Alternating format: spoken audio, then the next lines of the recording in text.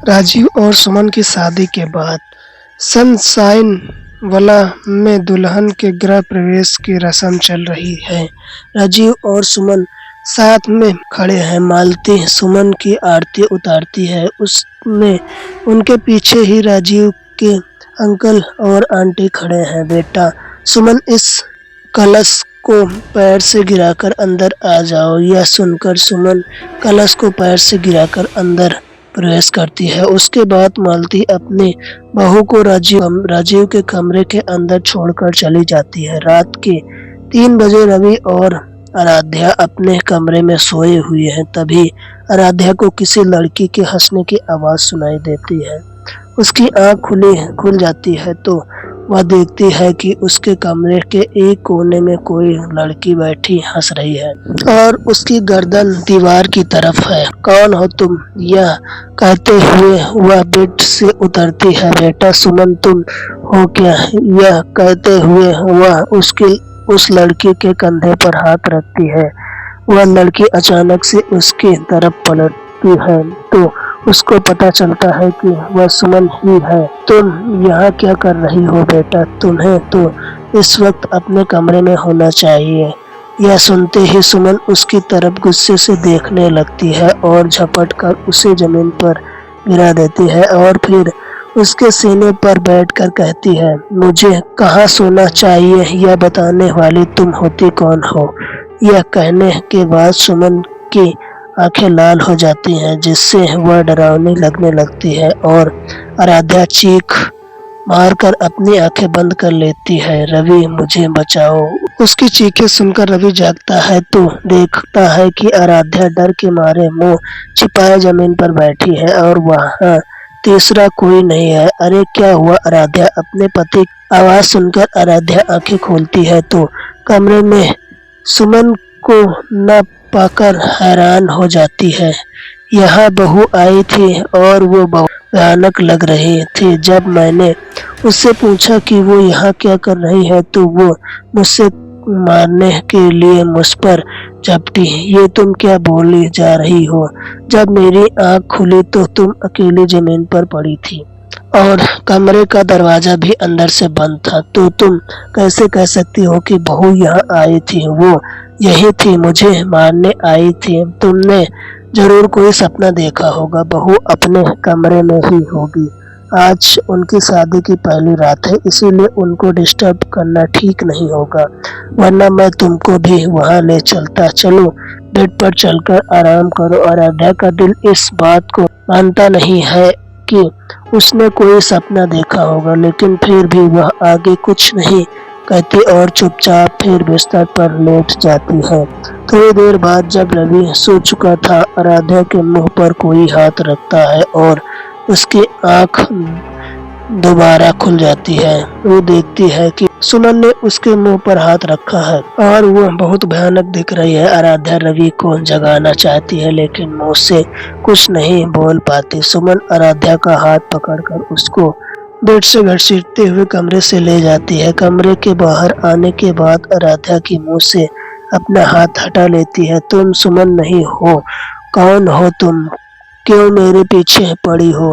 मैं वही दुल्हन हूँ जिसको तुमने खूनी दुल्हन का नाम दिया था। तुम तो मर गई थी ना। यह सुनते ही सुमन उसका गला पकड़ती है और उसे सीढ़ियों से नीचे फेंकती है।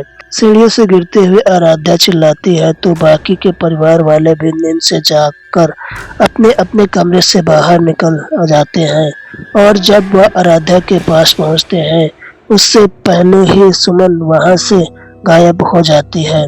जब आराध्या को होश आता है तब वह अपने कमरे में बिस्तर पर लेटी हुई होती है, लेकिन आराध्या की आवाज नहीं निकलती और ना ही उसके हाथ पैर चलते हैं। ऊंचाई से गिरने की वजह से हाथ पैर ने काम करना बंद कर दिया है और कुछ दिन के लिए यह बोल भी नहीं सकती। मैं दवाई लिख दे रहा हूँ, इनको टाइम पर देते रहना। घर में अब सभी परेशान हो जाते हैं और आराध्या का खास ख्याल रखना शुरू कर देते हैं।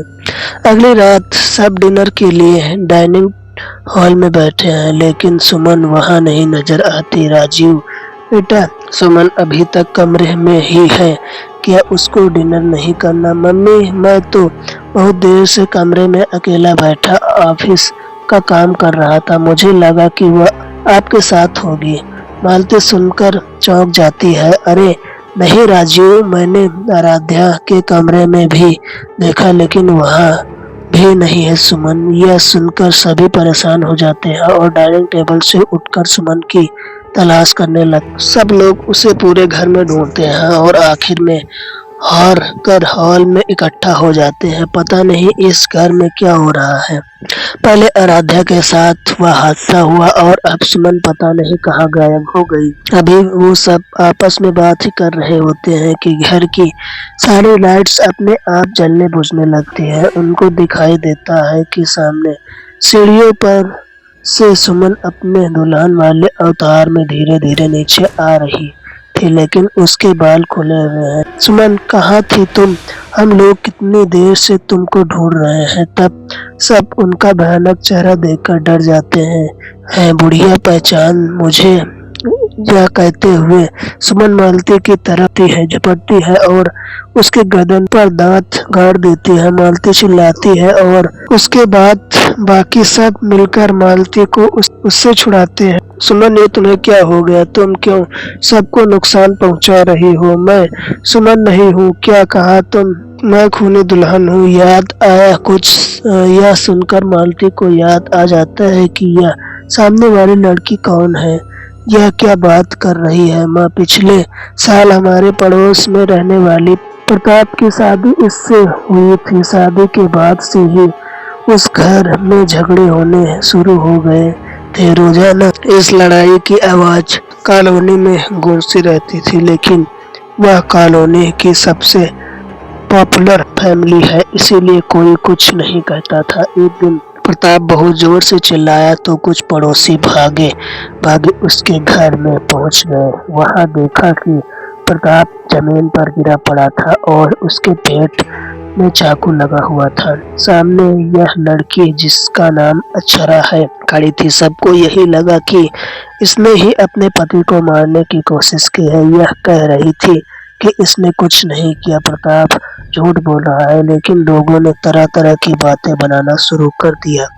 सब लोग उसी को खूनी दुल्हन कहने लगे और फिर उसको पुलिस के हवाले कर दिया। जेल में जाने के बाद मैंने वहां आत्महत्या कर ली, लेकिन अब मैं उन लोगों को नहीं छोड़ूंगी जिन्होंने मेरा साथ नहीं दिया था। ऐसा नहीं है बेटा, जब तुम जेल चली गई थी उसके कुछ दिन बाद हमें प्रताप की असलियत पता चली थी। आराध्या और मैं तुम्हारे बारे में स्टेटमेंट देने पुलिस स्टेशन जाने ही वाले थे कि प्रताप ने पूरी कॉलोनी हमें धमकी दी और कहा कि अगर कोई भी उसके खिलाफ पुलिस के सामने कुछ बोला तो वह पैसों के बल पर उसको मरवा सकता है। इतना कहकर मालती सबको बहुत देर तक समझाती है, उससे माफी भी मांगती है, जिससे सुनकर अक्षरा की आत्मा उसको माफ कर देती है। मैं अब इस प्रताप को नहीं छोड़ने वाली, यह कहकर अक्षरा सुमन का शरीर छोड़ देती है और सुमन पहले जैसे हो जाती है। अब अक्षरा की आत्मा प्रताप के घर पहुंचती है तो वह बिस्तर पर लेटा होता है। अक्षरा को दुल्हन के रूप में देखकर वो पूछता है, अरे कौन है मैं? तुम्हारी खूनी दुल्हन पहचाना नहीं? क्या? प्रताप ऐसा कहते हुए वो उस पर झपटती है और उसके सीने पर बैठकर उसका गला दबा देती है।